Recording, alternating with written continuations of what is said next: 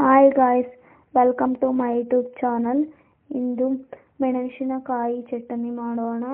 ಅದಕ್ಕೆ ಹಸಿಮೆಣಸಿನಕಾಯಿ, ಟೊಮೊಟೊ, ಬದನೆಕಾಯಿ, ಬೆಳ್ಳುಳ್ಳಿ, ಕೊತ್ತಂಬರಿ ಸೊಪ್ಪು ಹಾಗೂ ಈರುಳ್ಳಿ ಬೇಕು. ಬಾಣಲೆಯನ್ನು ಸ್ಟವ್ ಮೇಲೆ ಇಕ್ಕಿ ಅದಕ್ಕೆ ಸ್ವಲ್ಪ ಎಣ್ಣೆ ಹಾಕೋಣ.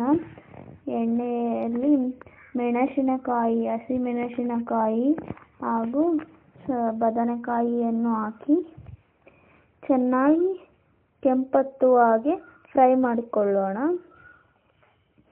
ಫ್ರೈ ಆದ ನಂತರ ಒಂದು ಪ್ಲೇಟಿಗೆ ತೆಗೆದುಕೊಳ್ಳೋಣ. ಅದನ್ನು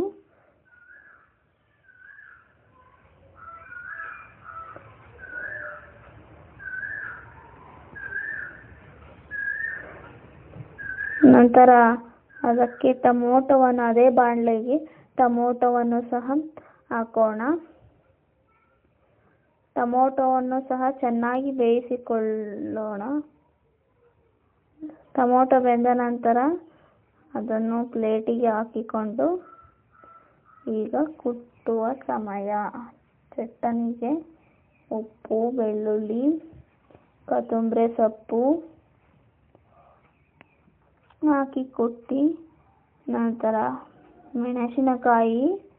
ಬೇಯಿಸಿಕೊಂಡಿರುವ ಮೆಣಸಿನಕಾಯಿ ಹಾಕಿ ಕುಟ್ಟಿ ಅದಕ್ಕೆ ಟೊಮೊಟೊವನ್ನು ಕೊನೆಗೆ ಹಾಕಿ ಕುಟ್ಟೋಣ. Ready for chutney. ಈಗ ಅದೇ ಬಾಣಲಿಗೆ ಎಣ್ಣೆ ಹಾಕಿ ಈರುಳ್ಳಿಯನ್ನು ಹಾಕಿ ಈರುಳ್ಳಿ ಕೆಂಪತ್ತುವಾಗಿ ನೀಟಾಗಿ ಫ್ರೈ ಮಾಡಿಕೊಳ್ಳೋಣ. ಈರುಳ್ಳಿ ಬೆಂದ ನಂತರ ಅದೇ ಬಾಣಲಿಗೆ ನಾವು ಕುಟ್ಟಿ ಇಟ್ಟುಕೊಂಡ ಚಟ್ನಿಯನ್ನು ಹಾಕಿ ಮಿಕ್ಸ್ ಮಾಡೋಣ.